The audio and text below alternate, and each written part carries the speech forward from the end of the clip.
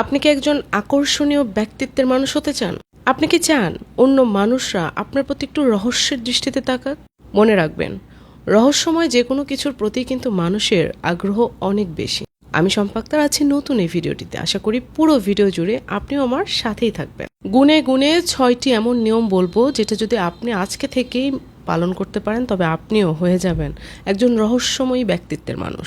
Number 1, maximum সময়ে নিজের মুখটা বন্ধ রাখুন, কিন্তু মুচকি হাসুন।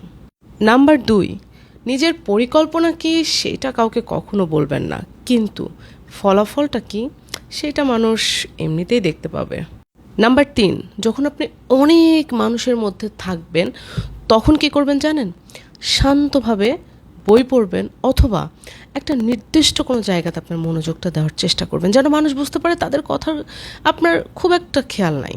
মানে হাতে ফোন থাকলে সেটির দিকেও তাকিয়ে কোনো একটা কিছু গুরুত্বপূর্ণ কোনো কিছু পড়তে পারেন, কিন্তু আপনার কান মগজ সব কিছুই তাদের দিকে ঠিকই কনসেন্ট্রেশন দিয়ে রাখবেন, বাট অন্যরা মনে করবে তাদের প্রতি আপনার খুব একটা আগ্রহ নেই। এটিও আপনাকে তাদের কাছে আকর্ষণীয় করে তুলবে। নাম্বার 4, সব কিছুর উত্তর মুখ দিয়ে দিতে যাবেন না। কিছু কিছু উত্তর মাথা নাড়িয়েও কিন্তু দেওয়া যায়, আর সেটাও কিন্তু মানুষের কাছে নিজেকে আকর্ষণীয় করে তোলার অন্যতম একটি নিয়ম। নাম্বার 5, নিজেকে সহজলভ্য করে তুলবেন না। খেয়াল করে দেখেন, যখন আপনি বাজারে যান, যে জিনিসটার অনেক দাম আপনি বারবার তাকান কিন্তু কিনতে পারছেন না, বাট আকর্ষণ কিন্তু ওইটার দিকে। আর যে জিনিসটার দাম অনেক কম, রিজনেবল, সবাই সেটার দিকে থাকলেও মনোযোগ মানে মনের ব্যাপারটা কিন্তু ওই দামিটার দিকে থাকে। তো আপনি নিজেকে সহজলভ্য বানাবেন না, নিজেকে রেয়ার মানুষ হিসেবে গড়ে তুলবেন। আপনাকে চাইলেই ডাকলেই পাওয়া যায় না।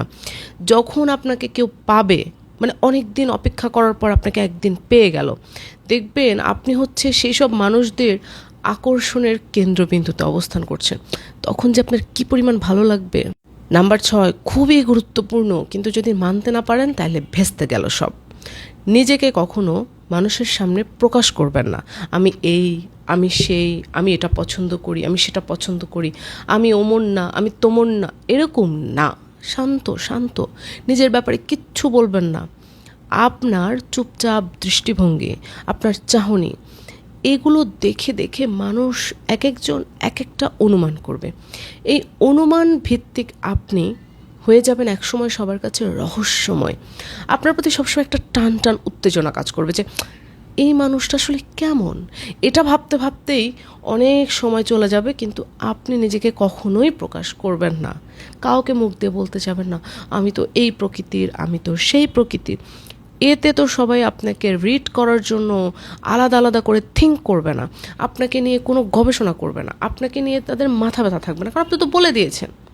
আপনি একটু চিন্তা করে দেখেন, পরীক্ষাপত্রে একটা প্রশ্ন আসছে, আপনি উত্তর জানেন না, মোটামুটি একটু হালকা পাতলা একটু জানেন, সেটা থেকেই নানানভাবে আন্দাজ করার চেষ্টা করছেন, মাথা খাটাচ্ছেন, কিন্তু আপনি উত্তরটা একেবারে সরাসরি জানেন। তখন কি ওইটা নিয়ে আর মাথা ঘামানোর দরকার আছে? না, উত্তরটা লিখে দেবেন। এখন আপনি যদি আপনার ব্যাপারে মানুষের অনেক প্রশ্ন থাকতে পারে, এখন উত্তরগুলো যদি আপনি সাজিয়ে বলে দেন, তাহলে তো আপনাকে নিয়ে মাথা ঘামাবে না।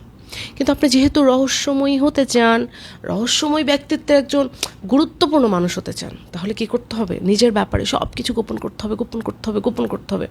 মানুষ খুঁজতে থাকবে। এই যে খুঁজতে থাকবে না, এই খোঁজাটাই হচ্ছে রহস্যের একটা অন্যতম ব্যাপার। যেইটা যদি আপনি করতে পারেন ঠিকঠাক মতো, তাহলে মানুষের কাছে আপনি হয়ে যাবেন একদম রহস্যময়ের কেন্দ্রবিন্দু। মাথায় রাখবেন কিন্তু। আমি সম্পাক্তার এখান থেকে বিদায় নিব, তবে বিদায় নেওয়ার আগে একটা রিকোয়েস্ট করব, আমার ভিডিও শেষ করার পর আমাকে ভুলে গেলে কোনো অসুবিধা নেই, বিন্দাস। কিন্তু আমার কথাগুলো যদি একটু মনোযোগ সহকারে মেনে চলতে পারেন, তবে আপনি নিশ্চিতভাবে ইনশাআল্লাহ জয়ী হবেন। আল্লাহ হাফেজ।